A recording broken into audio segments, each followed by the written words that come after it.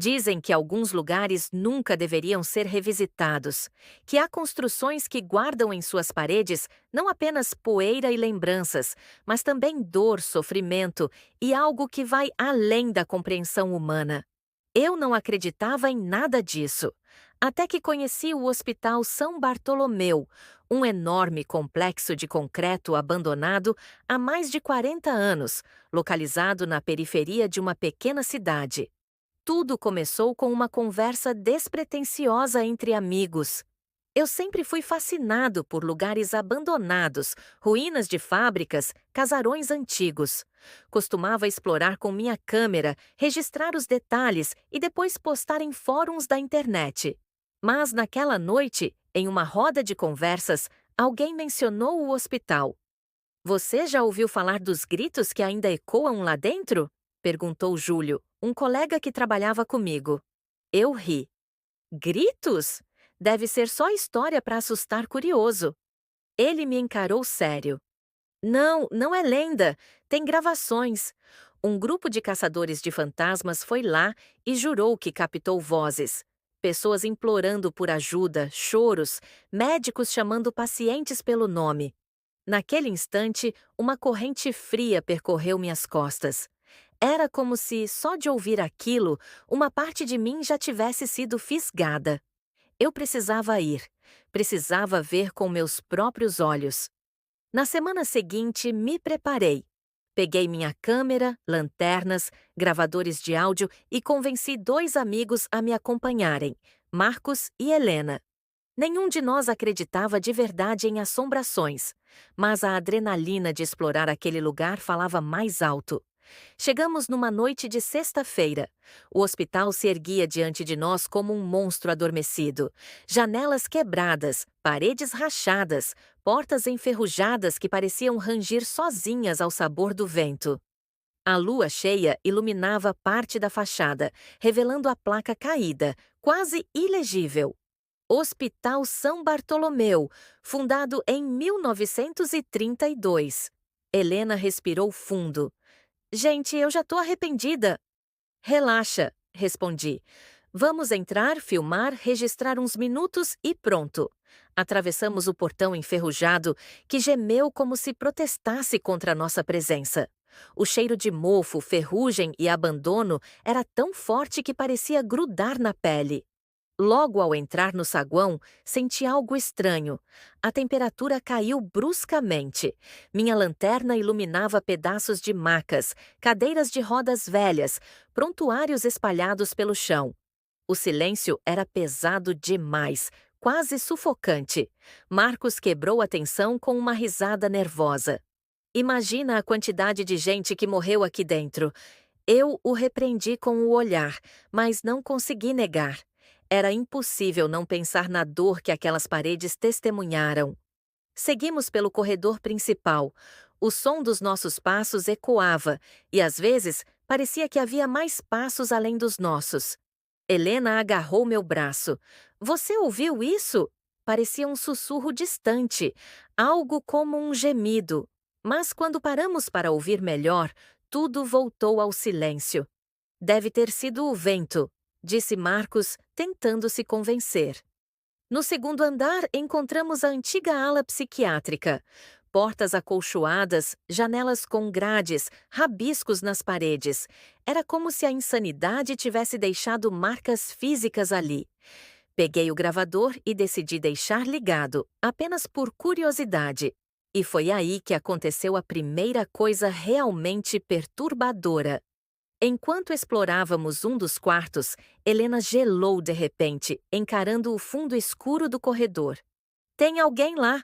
Apontamos as lanternas, mas não havia nada, apenas a escuridão. Voltamos a caminhar, tentando ignorar. Quando cheguei em casa naquela noite, baixei o áudio do gravador para o computador. E quase deixei o coração parar. Em meio ao som dos nossos passos e respirações, uma voz rouca surgiu claramente. Não me deixe morrer aqui. Repeti o áudio várias vezes. Não era nenhum de nós. Nenhum. Foi nesse momento que entendi que o Hospital São Bartolomeu não era apenas um prédio abandonado. Ele estava vivo. Ou melhor, algo dentro dele ainda estava preso. No dia seguinte, não consegui pensar em outra coisa. O áudio da voz implorando por socorro rodava repetidamente na minha mente. Eu precisava voltar. Precisávamos ir mais fundo. Convenci Marcos e Helena a nos reencontrarmos, mas dessa vez entramos pelo porão do hospital, um lugar que ninguém mencionava, mas que, segundo antigos funcionários, abrigava as enfermarias de isolamento e salas de procedimentos experimentais. O ar já estava pesado antes mesmo de descermos as escadas. Cada degrau rangia sob nossos pés como se alertasse para que não prosseguíssemos. Marcos, sempre cético, tentava rir, mas suas mãos trêmulas denunciavam medo. Helena segurava a lanterna com força, e eu percebi que ela mal respirava, como se temesse que qualquer som pudesse despertar algo. Quando atingimos o porão, a primeira coisa que nos chamou a atenção foi o odor intenso de ferro e mofo misturado a algo indefinível. Um cheiro que parecia de sangue antigo, mas também de medo. Havia macas enferrujadas e equipamentos quebrados espalhados pelo chão, e o silêncio era tão absoluto que doía nos ouvidos. Ligamos os gravadores e começamos a explorar. Foi quando ouvimos o primeiro grito. Não era humano, não vinha de nenhum de nós. Era um grito que se partia em ecos, como se várias vozes agonizassem ao mesmo tempo, um som tão intenso que nos fez recuar. Helena caiu de joelhos, cobrindo os ouvidos. Eu não aguento. Eles estão aqui. Tentei acalmá-la, mas meu próprio coração batia tão rápido que parecia que ia explodir. Peguei a câmera e comecei a gravar, mesmo que cada clique do botão soasse como um desafio a algo invisível que nos observava. Andando pelo corredor escuro do porão, percebemos marcas estranhas nas paredes, como se dedos tivessem arranhado o cimento enquanto alguém lutava para sair. Marcos apontou para uma porta antiga, parcialmente aberta, que parecia diferente das outras. A madeira rangia suavemente, quase como se respirasse. Decidimos abrir. Ao entrar, a temperatura caiu de repente. Nossas lanternas tremiam em nossas mãos. E lá, no meio da sala, havia um carrinho de paciente com correntes enferrujadas, e sobre ele, um caderno antigo de registros médicos. As páginas estavam amarelas, mas os nomes eram legíveis, alguns datando de mais de 50 anos. Então, ouvimos sussurros claros. Não me deixe. Não. Socorro. Ajuda. Não eram ecos distantes, estavam ao nosso redor, como se a própria sala estivesse cheia de presenças invisíveis. Marcos, pálido, sussurrou. Temos que sair daqui agora. Mas não conseguimos. Algo parecia nos prender. As portas estavam fechadas sozinhas, mesmo que não houvesse vento. Nossos gravadores captaram vozes que não pertenciam a nenhum de nós.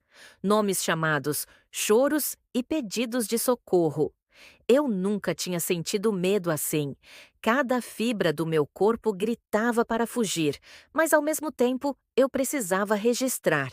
De repente, uma luz fraca surgiu do fundo do corredor. Não era a nossa lanterna. Era uma luz branca e tremeluzente, como se alguém estivesse caminhando em nossa direção, mas sem forma definida. O frio aumentou e um vento gelado percorreu o porão, fazendo nossas roupas se moverem sozinhas. Helena começou a chorar, dizendo que via figuras de pacientes com olhos vazios, nos observando, alguns com expressões de dor extrema, outros tentando nos chamar, estendendo as mãos de forma implorante. Eu não conseguia desviar o olhar. Sentia que cada figura queria que eu registrasse sua história, seu sofrimento. E então, aconteceu algo que jamais esquecerei. A porta por onde entramos bateu com violência e o caderno de registros médicos voou pelo ar. As páginas se abriram em uma página específica, mostrando o registro de uma paciente chamada Isabela Duarte, que havia sido internada por doenças mentais e isolada em experimentos médicos proibidos. A descrição dizia que ela gritava constantemente, mas ninguém a escutava. E no final, um aviso: nunca sair do hospital. Aqueles que o fazem nunca mais retornam da mesma forma. Foi o suficiente para que todos nós sentíssemos que estávamos lidando com algo muito além do nosso entendimento. Cada grito, cada sussurro, cada presença parecia nos empurrar para um limite entre o real e o sobrenatural.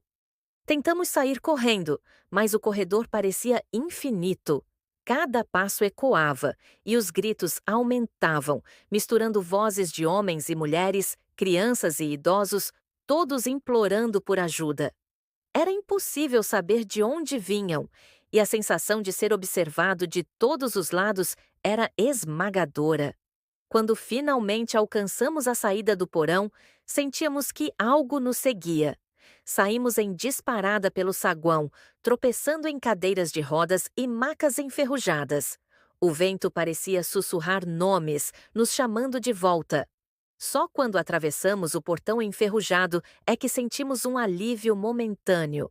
Mas mesmo fora do hospital, os gritos permaneceram na nossa mente. Revisando os áudios, percebemos que algo estava claramente registrado. Vozes que nunca ouvimos ao vivo, choros e implorações que pareciam vir de pacientes que morreram décadas atrás. Naquela noite, tive pesadelos com o hospital. Vi os corredores cheios de figuras que pediam socorro. Ouvi a voz de Isabela chamando meu nome. Cada vez que tentava dormir, sentia o peso das presenças ao redor da minha cama. Foi nesse momento que entendi algo importante. O Hospital São Bartolomeu nunca realmente abandonou seus pacientes. A dor, a agonia e o desespero ainda ecoam, como se o lugar tivesse se tornado uma prisão para almas que ninguém quis ou pôde ajudar. E mais aterrorizante ainda, não importa o quanto você tente se afastar, essas vozes podem encontrar você, mesmo fora do hospital, registradas em suas memórias, em seus sonhos, ou mesmo nos áudios que você leva para casa. Depois daquela noite, nada foi igual. Cada vez que olhava para os áudios gravados no Hospital São Bartolomeu, sentia como se estivesse ouvindo vozes que invadiam minha mente, pedindo socorro, implorando para que alguém lembrasse delas. Decidi que precisava entender o que acontecia ali, que precisava descobrir por que aquelas almas não conseguiam descansar. Pesquisei jornais antigos, documentos médicos e relatos de ex-funcionários. Descobri histórias terríveis. Pacientes isolados em alas de contenção, tratamentos experimentais, mortes sem registro formal, desaparecimentos misteriosos. O hospital havia fechado oficialmente nos anos 80, mas nunca entregou totalmente seus segredos à cidade. Alguns afirmavam que médicos que trabalhavam ali desenvolveram técnicas cruéis e que aqueles que morriam eram deixados em salas secretas, onde ninguém jamais ousaria entrar. Quando compartilhei minhas gravações em um fórum de exploradores urbanos, outros caçadores de assombrações confirmaram fenômenos similares. Gritos, sussurros, choros desesperados registrados em câmeras e microfones, sem explicação lógica. Então, uma noite, recebi um e-mail de um homem chamado Rafael, que dizia ter sido enfermeiro no hospital nos anos 70. Ele escreveu: o hospital nunca abandonou seus pacientes, porque o que ali se criou foi maior que nós.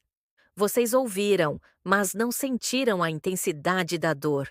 Alguns ainda estão presos, esperando que alguém os liberte. A mensagem terminava com instruções detalhadas. Havia uma ala escondida no porão, uma porta que ninguém mais havia encontrado, onde os gritos eram mais fortes.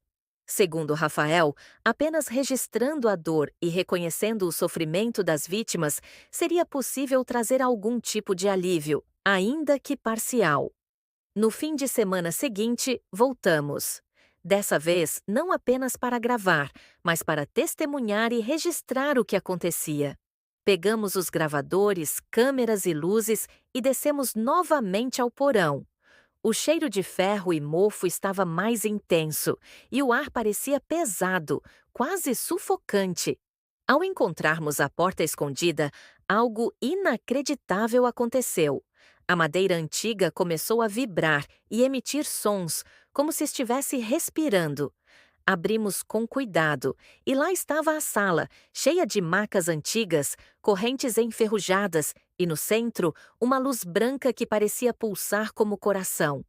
Foi então que ouvimos a primeira frase clara, não em sussurros, mas em uma voz forte e desesperada.